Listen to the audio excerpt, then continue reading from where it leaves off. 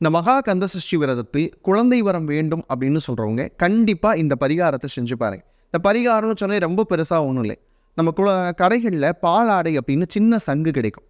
குழந்தைகளுக்கெல்லாம் கொடுக்கக்கூடிய பால் சங்கு அப்படின்னு சொல்லுவாங்க இல்லையா, அதை வாங்கி நம்ம சொல்லக்கூடிய மற்ற வழிபாட்டு முறையோடு சேர்த்து முருகன்கிட்ட அதை வச்சுருங்க. தினமும் அதை வச்சுட்டு அதில் கொஞ்சோண்டு பால், காய்ச்சிய பாலை அதில் ஊற்றி வச்சுருங்க.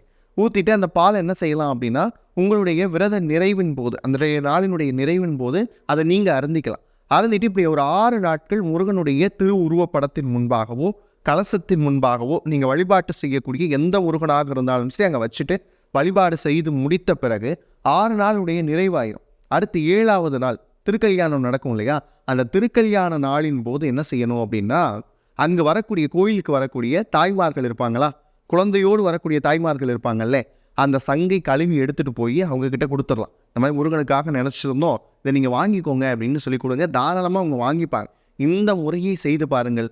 குழந்தை இல்லை அப்படின்னு சொல்கிறவங்களுக்கு கட்டாயமாக அடுத்த ஆண்டுக்குள்ளே குழந்தை பெறுவதற்கான வாய்ப்புகள் அதிகமாக இருக்குது.